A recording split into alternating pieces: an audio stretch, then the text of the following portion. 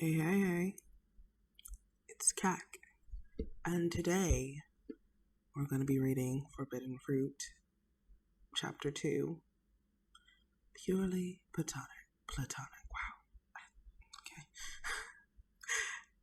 by Hermione. Okay, let's go. Saturday. Hermione found it quite strange to see the entire Gryffindor table empty upon arrival early Saturday morning.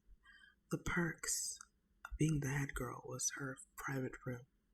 Even Riddle rarely slept there. He usually just showed up on random nights to torment her peacefulness or to work on homework together. Hermione was almost sure that he slept in the Chamber of Secrets. Riddle wasn't one to sleep in a shared dormitory. If only she could find the damn entrance. Hermione stares up from her coffee and fruit to Riddle's dark gaze. Hermione rolls her eyes before continuing to gaze over to the Daily Prophet and its biased articles.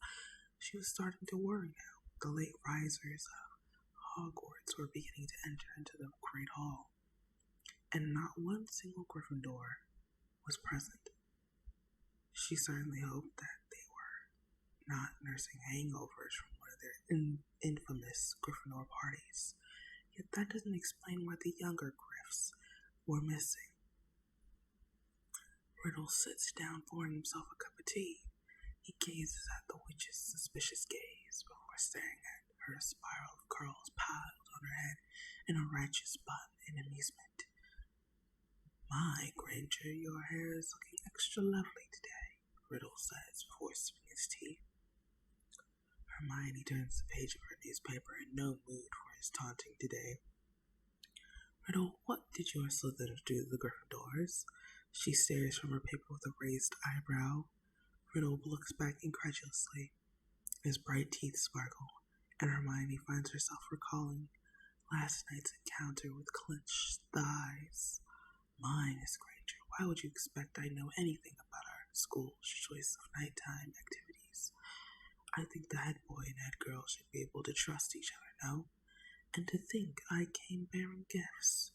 Riddle purrs before pulling Hermione's quill from his potions book and waving it before her. Hermione scoffs at Riddle's play of innocence as if attending a school beside him for 7 years hasn't taught her anything. She grabs her quill, which Riddle allows with a charming smirk. "Riddle, you have had control of your house and regulate the whole school since 4th grade.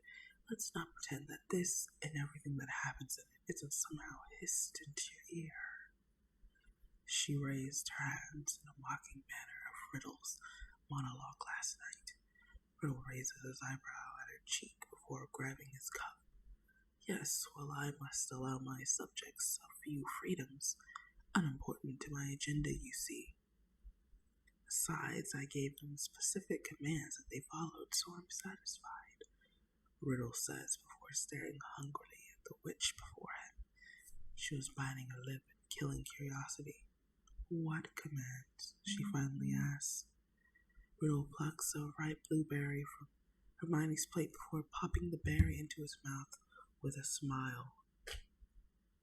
"I simply commanded them not to get caught.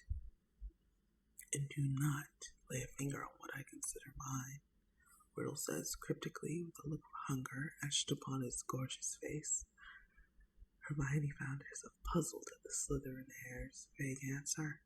She knew she was unlikely to get more out of the subject. "Yes, well, I suppose those two rules go without saying when it comes to your sycophants. Why are you still here, Riddle? If you haven't noticed by now, your girlfriend of the month is staring daggers at my forehead. I promise you I will not hold back if someone wants to have a go. Honestly, what do you see in her, Riddle?" Hermione huffs before staring at the blonde beauty clutching her wand in barely concealed anger as she subtly, subtly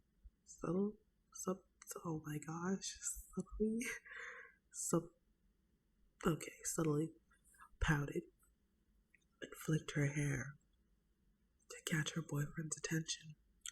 Hermione fights the urge to gag. Besides her stunning Icelandic looks and curvaceous body, Miriam Solon was quite vapid, vain, and cruel.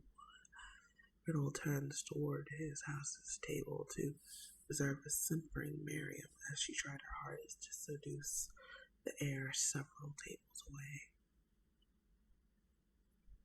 Tom Riddle sighs before turning back to Hermione and refilling his cup.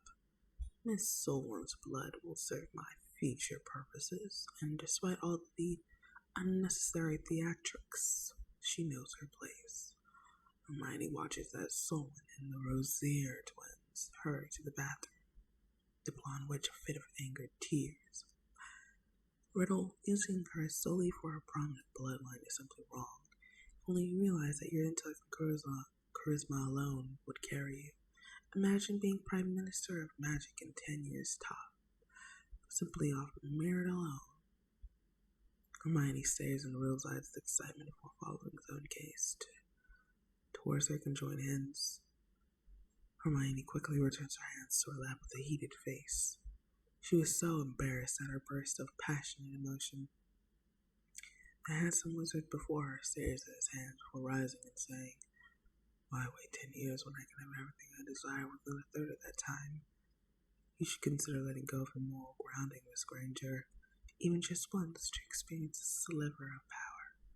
I could show you how exhilarating it would be with me." Riddle's shadow covered the head girl, and she shivered at the raw feeling of his gaze before biting her lip at the forbidden possibilities.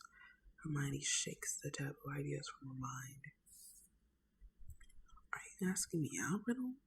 You're not my type, you know. Besides, I'm sure I was quite clear on never joining your little gang of followers," Hermione says clearly before standing and leaning over the empty Gryffindor table.